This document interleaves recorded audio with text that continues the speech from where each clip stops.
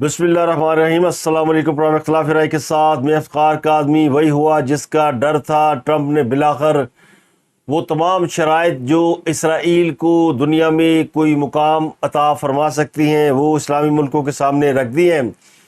Trump نے کون سی شرائط رکھی اور اس کے بدلے میں اسلامی ملکوں نے کیا جواب دیا، مشترکہ اعلامیہ اب تک کیوں نہیں آیا، اس پر بات کریں گے۔ اس کے علاوہ کچھ خبریں پاکستان کے حوالے سے بھی ہے۔ اسلامی نظریاتی کونسل نے انجینئر محمد علی مرزا کے حوالے سے ایک اہم فیصلہ جاری کیا ہے۔ اس کے علاوہ تحریک تحفظ آئین نے پاکستان کے اہم رہنما صاحبزادہ حامد رضا نے استعفیٰ دے دیا ہے۔ سنی تحریک کے سربراہ ہیں، وجہ کیا بنی، اس پر بات کریں گے۔ سنا ہے پی ٹی اے کی ایک بدمعاش خاتون پکڑی گئی ہے جو 9 مئی کے بعد سے مفرور تھی اور سوشل میڈیا پر اداروں کے خلاف ہرزہ سرائی میں مصروف تھی، لیکن خبر یہ نہیں ہے۔ خبر یہ کہ وہ تحریک انصاف کے ایک بڑے اہم رہنما کے گھر سے پکڑی گئی ہیں۔ اور اس کے علاوہ خبر یہ کہ عمران خان صاحب کی القادر ٹرسٹ کیس میں ضمانت ہونے جا رہی ہے اور وہ اگلے 24 گھنٹوں میں کسی بھی وقت رہا ہو سکتے ہیں۔ تو یہ خبر ان کے وکیل نے بریک کی ہے، اس پر بات کریں گے۔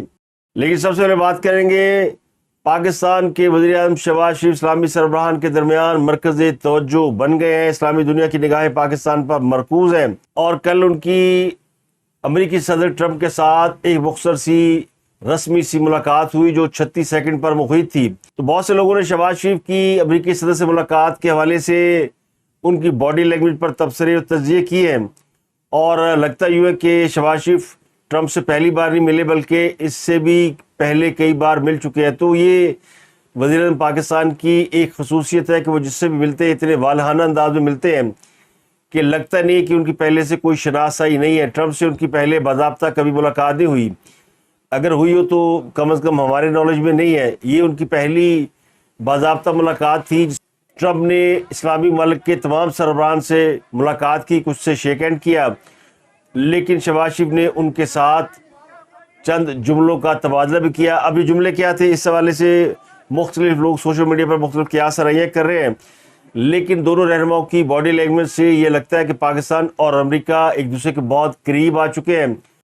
تو امریکی صدر کی شہباز شریف سے ملاقات کوئی بہت لمبی چوڑی ملاقات نہیں تھی، ایک مختصر ملاقات ہے، ایک ہائی ہیلو ہے، لیکن اسی سے اندازہ ہو جاتا ہے کہ ایکچولی دونوں ممالک کہاں کھڑے ہیں۔ باڈی لینگویج سے اندازہ ہو جاتا ہے، چہرے کے تاثرات سے اندازہ ہو جاتا ہے۔ تو چاچو اور ٹرمپ کی ملاقات کے بعد کئی لوگوں کو تو بری طرح آگ لگ چکی ہے، جس سے یہ اندازہ لگانا مشکل نہیں ہے کہ یہ ملاقات کتنی سکسیسفل ہے۔ یہ وہی ٹرمپ ہے جن کی تعریفیں کرتے ہوئے پی ٹی اے کی زبان نہیں تھکتی تھی۔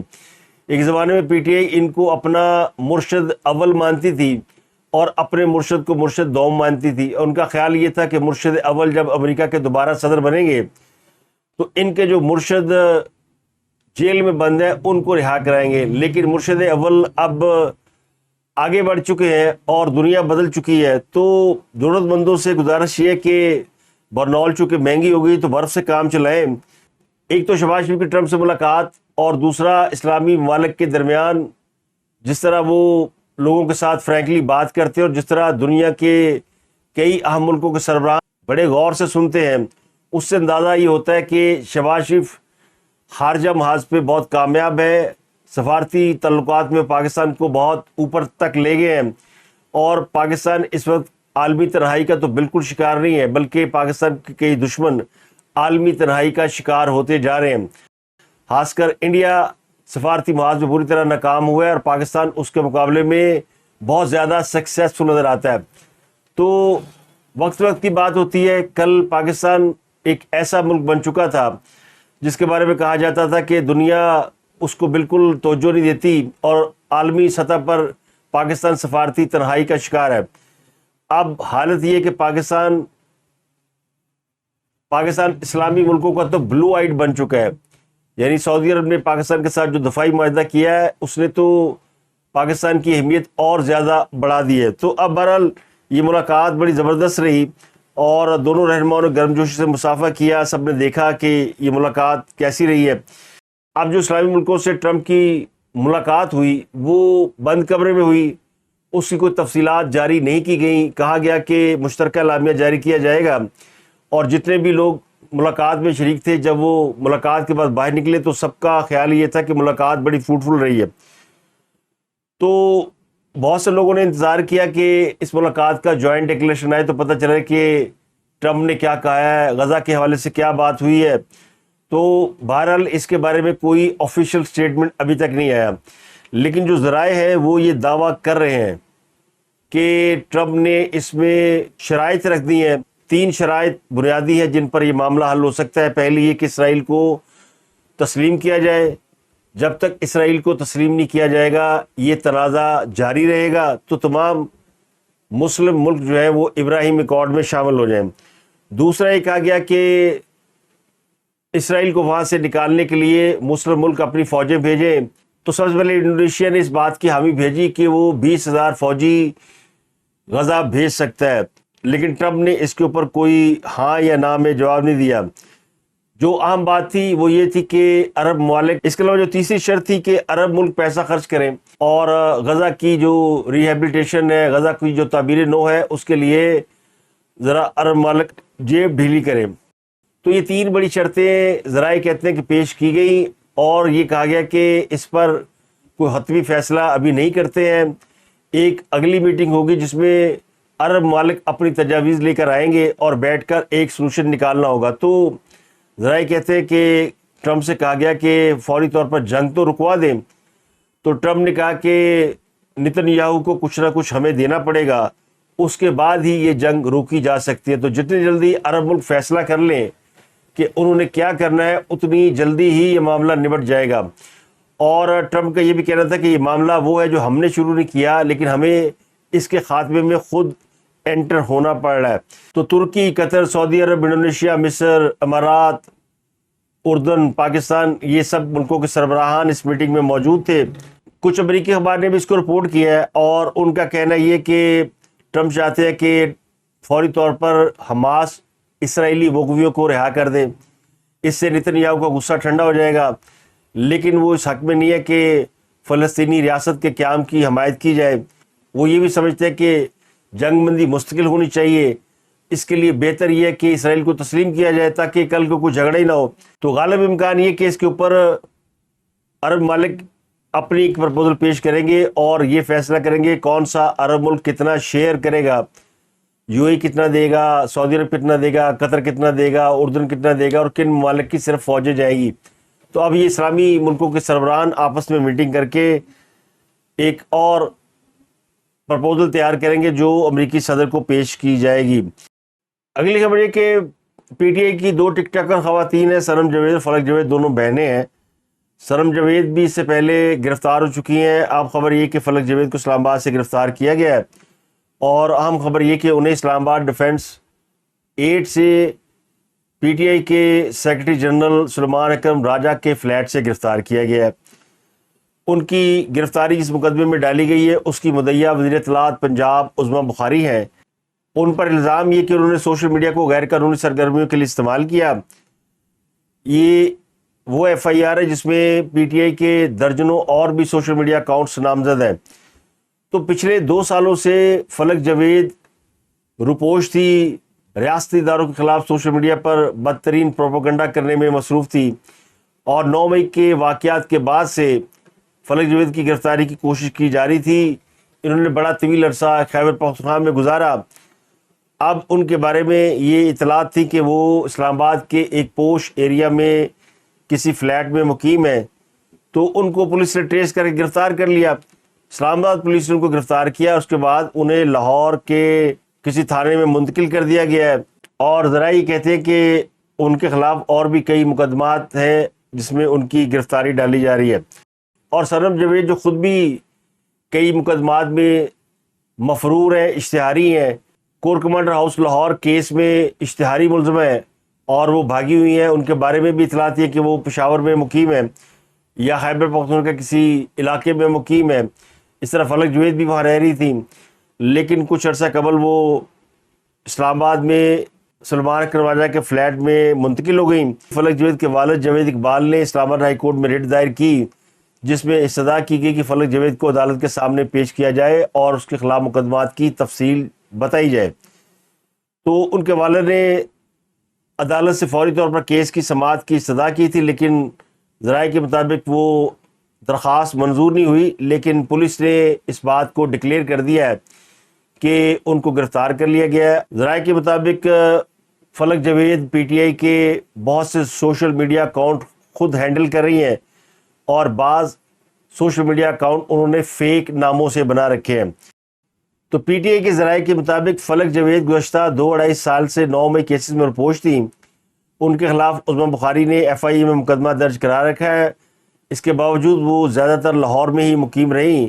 ان کو اسلام آباد ایکسپریس وے پر واقع قازانی ہائٹ سے گرفتار کیا گیا۔ پی ٹی آئی کے ذرائع کہتے ہیں کہ وہ پشاور میں جلسے کے لیے جا رہی تھیں، تو ایک خاتون کے ذریعے انہوں نے ایک فلیٹ بک کرایا جہاں وہ ایک رات رہنا چاہتی تھی۔ ذرائع کہتے ہیں کہ لاہور سے ان کے خامد شکیل ریاض جو کہ پی ٹی آئی کے ورکر ہیں، انہوں نے انہیں بس اڈے پر چھوڑا، جبکہ ان کے 5 بچوں میں سے کوئی بھی ان کے ہمراہ نہیں تھا۔ فلک جاوید ڈائیو بس کے ذریعے اسلام آباد پہنچی اور قازانی ہائٹس پہنچی، جس کے بعد آدھے گھنٹے کے اندر اس بلڈنگ کو پولیس اور قانون نافذ کرنے والے اداروں نے گھیر لیا۔ کنٹرول روم میں لگے کیمروں کی مدد سے ان کو تلاش کیا گیا اور ان کو وہاں سے گرفتار کر لیا گیا۔ فلک جاوید کے شوہر کا نام شکیل ریاض ہے، جبکہ سنم جاوید کے شوہر کا نام عتیق ریاض ہے۔ دونوں بھائی ہیں، اور سنم جاوید اور فلک جاوید دونوں بہنیں، یعنی دونوں بہنوں کے شوہر آپس میں سگے بھائی ہیں۔ شکیل ریاض بھی تحریک انصاف کے سپورٹر اور کارکن ہیں۔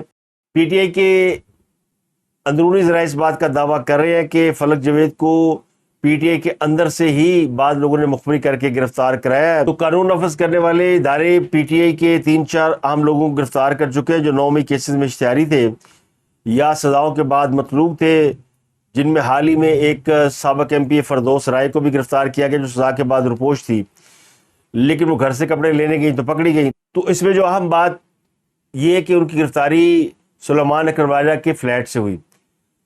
تو پی ٹی آئی کے لوگ یہ دعویٰ کرتے ہیں کہ انہوں نے فلیٹ ایک روز قبل بک کرایا تھا۔ تو کیا عجیب اتفاق ہے کہ جو فلیٹ انہوں نے بک کرایا ہے وہ سلیمان اکرم راجہ کا تھا، جبکہ بعض ذرائع کہتے ہیں کہ وہ بڑے عرصے سے سلیمان اکرم راجہ کے فلیٹ میں ہی مقیم تھی، اور سلیمان اکرم راجہ سے اس حوالے سے سوال بھی پوچھا گیا تو انہوں نے ان کی نہ صرف گرفتاری سے لاعلمی کا اظہار کیا، بلکہ سارے معاملے سے ہی انہوں نے ہاتھ جاڑ لیا۔ انہوں نے نہیں پتا کہ ان کے فلیٹ سے کو پکڑا گیا کہ نہیں پکڑا گیا۔ وہ پی ٹی آئی کی ورکر ہیں، ان کے ساتھ ان کا تعلق رہا ہے، لیکن وہ ان کے فلیٹ میں موجود تھیں، یہ بات بالکل غلط ہے۔ انہوں نے کہا میرے فلیٹ سے کسی کی کوئی گرفتاری نہیں ہوئی، تو انہوں نے اس معاملے سے ہاتھ جھاڑ لیے۔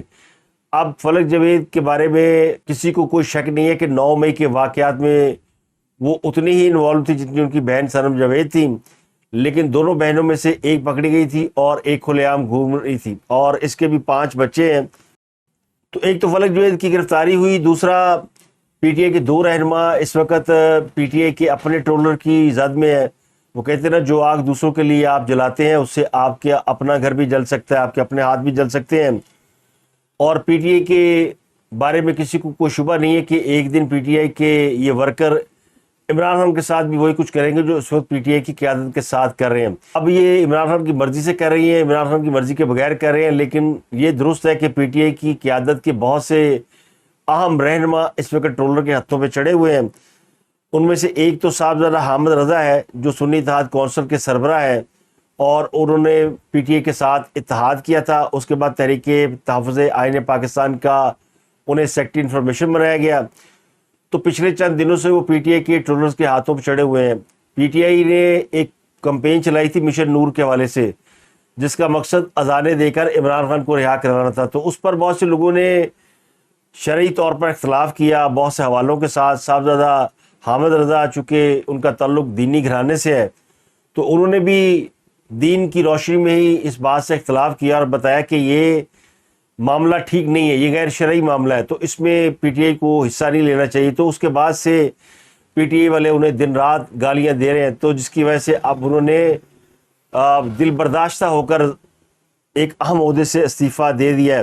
حالانکہ 2 دن بعد پی ٹی آئی کو پشاور میں ایک بڑا جلسہ کرنا ہے، لیکن یہ استعفیٰ پی ٹی آئی کے لیے ایک بڑا جھٹکا ثابت ہو سکتا ہے۔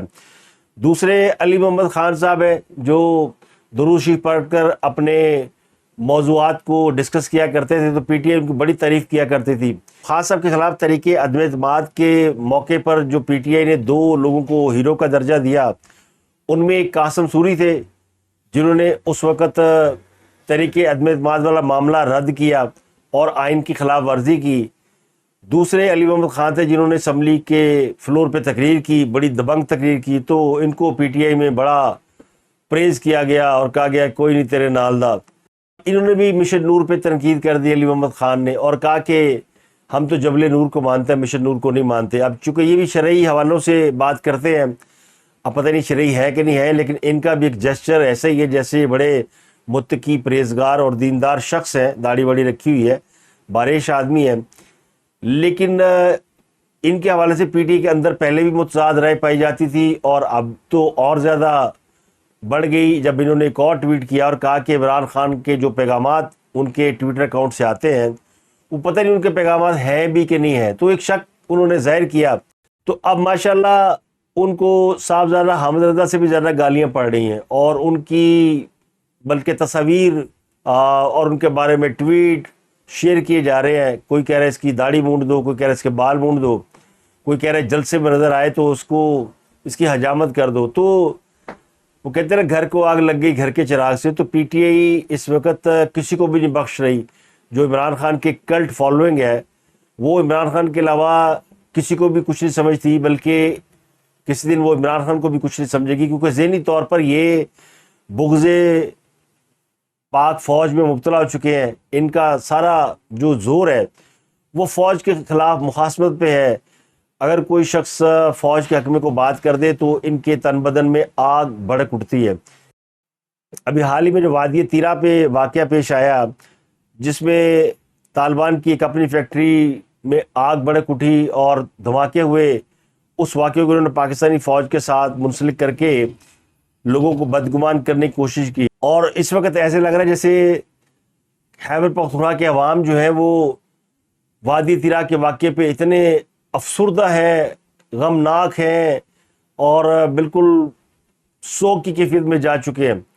اور وجہ کیا ہے جی کہ پاکستانی اداروں نے حملہ کر دیا، یعنی خارج قبائلی علاقوں پر قبضہ کر لیں، لوگوں کو بازاروں میں لٹکائیں، لوگوں کی گردنیں کاٹیں، لوگوں سے بھتے لیں، سواد پر قبضہ کریں، مقامی افراد کو پیٹیں، بسوں کو روک کر ان کے شناختی کارڈ چیک کریں اور لوگوں کو گولیاں مار دیں۔ ان کے خلاف خیبر پختونخوا کے عوام نہیں کھڑے ہوں گے، لیکن پاکستان کی سیکورٹی فورسز کے اوپر ایک جھوٹا الزام لگا ہے تو خیبر پختونخوا کے لوگ سڑکوں پر نکلے ہوئے ہیں کہ جی پاک فوج نے ہمارے بندے مار دیے ہیں۔ ان خوارج کی آپ کو تکلیف نہیں ہے جو آپ کے محلوں میں رہ رہے ہیں، جو آپ کے علاقوں میں رہ رہے ہیں اور پاکستانی سیکورٹی فورسز کو مار رہے ہیں۔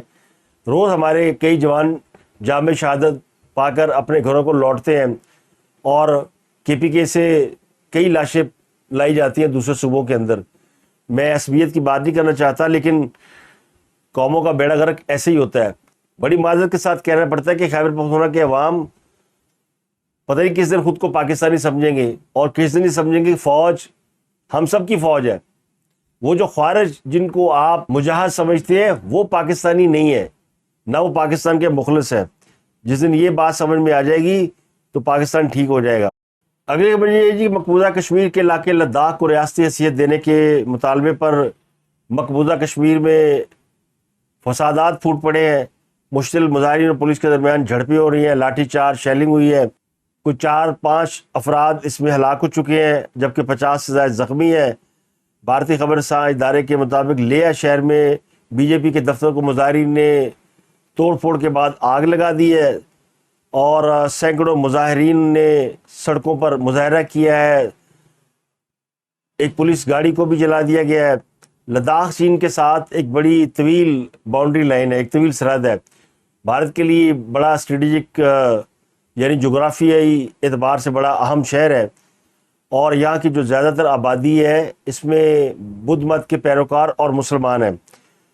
2019 میں نریندر مودی کی حکومت نے مقبوضہ کشمیر کی خصوصی حیثیت آرٹیکل 370 کو منسوخ کر کے جموں کشمیر کی ریاست سے اسے علیحدہ کر دیا تھا، اور اسے براہ راست دہلی کے زیر انتظام یعنی اس کے کنٹرول میں دے دیا گیا۔ اس کے بعد سے یہاں کے مقامی لوگ ریاستی اختیارات کی بحالی کے لیے احتجاج کر رہے ہیں، تو اب یہ احتجاج ہنگاموں میں تبدیل ہو چکا ہے۔ اس کے علاوہ NCCIA یعنی national cyber crime investigation agency نے 3 یوٹیوبر کے خلاف مقدمہ درج کیا، جن میں ایک بڑے نامور یوٹیوبر ہے رجب بٹ، ان کے خلاف جوا اور سٹے بازی والی ایپس کی تشہیر کا مقدمہ درج کیا گیا ہے۔ یہ ویسے ہی مقدمہ جیسا ڈکی بھائی پہ کیا گیا تھا۔ ایف آئی آر کے مطابق ملزم نے سوشل میڈیا پر ویڈیو اور اشتہارات کے ذریعے عوام کو جوا اور سٹے بازی والی ایپس میں سرمایہ کاری پر اکسایا اور ان کی محنت کی کمائی کو ضائع کیا۔ رجب بٹ ایک مشہور بیٹنگ ایپ کے برانڈ ایمبیسیڈر بھی رہے ہیں۔ ان کو بار بار نوٹس جاری کیے جا رہے ہیں لیکن یہ پیش نہیں ہو رہے، تو اس لیے ان کے خلاف باقاعدہ ایف آئی آر درج کر لی گئی ہے۔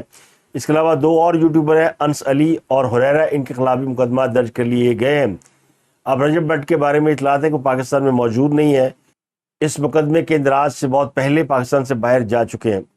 اگلی خبر یہ ہے کہ اسلامی نظریاتی کونسل نے معروف مذہبی اسکالر انجینئر محمد علی مرزا کو گستاخی کا ملزم قرار دیتے ہوئے ان کے خلاف کارروائی کی سفارش کی ہے اور یہ کہا ہے کہ مرزا محمد علی کے بیانات کسی شرعی مقصد کے بغیر کہے گئے ہیں۔ کونسل نے کہا کہ نقل کفر پر مبنی بیانات کی بنا پر انجینئر مرزا سخت تعزیری سزا کے مستحق ہیں۔ علامہ راغب نعیمی کی زیر صدارت اسلامی نظریاتی کونسل کا اجلاس ہوا۔ ایف آئی سائبر کرائم ونگ نے اسلامی نظریاتی کونسل کو ایک مراسلہ لکھا تھا جس میں محمد علی مرزا کے حوالے سے جو ایف آئی آر درج کی گئی ہے اس سے متعلق ان سے رائے مانگی گئی تھی۔ 26 اگست کو جیلم پولیس نے متنازع ویڈیو بیان کے بعد انجینئر محمد علی مرزا کو امن عامہ آرڈیننس کے تحت حراست میں لیا تھا، جبکہ ان کی اکیڈمی کو بھی تالے لگا کر سیل کر دیا گیا تھا۔ اب انجینئر محمد علی مرزا بہت پاپولر یوٹیوبر بھی ہیں، ان کے فالوور کی تعداد کوئی 3 ملین کے آس پاس ہے۔ اسلامی نظریاتی کونسل نے لکھا ہے کہ قرآن و سنت میں بعض کفری الفاظ نقل ہوتے ہیں مگر یہ بات ادھوری پیش کی جاتی ہے۔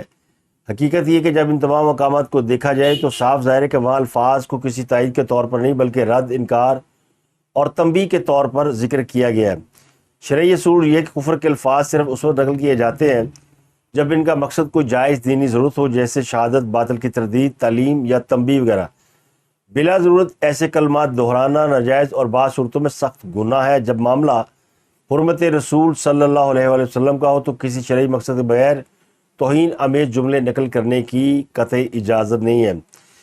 کونسل نے اپنے فیصلے میں کہا کہ مرزا محمد علی انجینئر کے کئی بیانات میں ایسے جملے موجود ہیں جو محض نقل کفر پر مشتمل ہیں مگر کسی شرعی مقصد کے بغیر کہے گئے ہیں۔ اس بنا پر ان کا یہ طرز عمل سخت تعزیری سزا کا مستحق ہے اور چونکہ یہ عمل انہوں نے بار بار دہرایا ہے اس لیے ان کا جرم مزید سنگین صورت اختیار کر گیا۔ ایک ویڈیو میں ان کا بیان قرآن پاک کی توہین معنوی تحریف کے زمرے میں آتا ہے اور توہین رسالت کو بھی مستلزم ہے، لہٰذا اس پر عائد دفعات میں توہین قرآن کی دفعہ بھی شامل کی جائے۔ ان کے خلاف توہین رسالت کا مقدمہ ہے تو اسلامی نظریاتی کونسل نے یہ سفارش کی ہے کہ ان کے خلاف توہین قرآن کا بھی مقدمہ درج کیا جائے، اور کونسل نے فیصلہ دیا کہ انجینئر مرزا کا بیان فساد فی الارض کو پھیلانے کا باعث ہے، اس لیے پاکستان کی مسیحی برادری کو ایک مراسلہ بھیجا جائے تاکہ وہ تحریری طور پر وضاحت دیں کہ مرزا محمد علی انجینئر کی شان رسالت مآب صلی اللہ علیہ وآلہ وسلم کے بارے میں جو الفاظ کہے ہیں کیا ان کی مقدس کتابوں میں اور اجتماعی طور پر ان کی یہ رائے ہے یا نہیں۔ ان کے جواب آنے پر ہی تفصیلی فیصلہ مرتب کیا جائے گا۔ تو انجینئر محمد علی مرزا کے حوالے سے اسلامی نظریاتی کونسل کی جو سفارشات ہیں وہ بڑی سخت ہیں، جس سے لگتا ہے کہ ان کی مشکلات اور زیادہ بڑھ سکتی ہیں۔ عمران خان کی بہن نے بتایا کہ آج ان کے بھائی سے ملاقات ہوئی اور انہوں نے دعویٰ کیا کہ عمران خان نے کہا ہے کہ ان کو دی جانے والی سزائیں اور فیصلے پہلے سے لکھے گئے ہیں۔ چیئرمین پی ٹی آئی کو پہلے دن سے کہا جا رہا ہے کہ آپ ملک چھوڑ کر چلے جائیں، لیکن انہوں نے کہا ہے کہ وہ سارے مقدمات کا سامنا کریں گے۔ جیل ٹرائل کے اندر ایک گواہ جھوٹا ثابت ہوا ہے اور بانی پی ٹی آئی نے کہا ہے کہ سزائیں اور فیصلے پہلے سے لکھے گئے ہیں، بار بار ہمارے کیسز ملتوی کیے جاتے ہیں۔ القادر ٹرسٹ کیس کا اسکرپٹ لکھا ہوا ہے، اسکرپٹ یہ ہے کہ توشہ کیس میں سزا ہوگی پھر القادر میں ضمانت دیں گے۔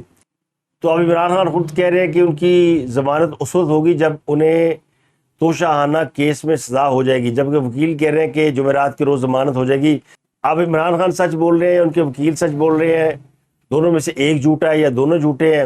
دنیا یہ جان چکی ہے کہ تحریک انصاف کے اندر سچ بولنے کی کوئی روایت ہی نہیں ہے۔ تو اب تک کے لیے اتنا ہی، آپ سے ملاقات ہوتی اگلے ولاگ میں۔ اپنا گرد و نواح کے لوگوں کا بہت خیال رکھیے گا۔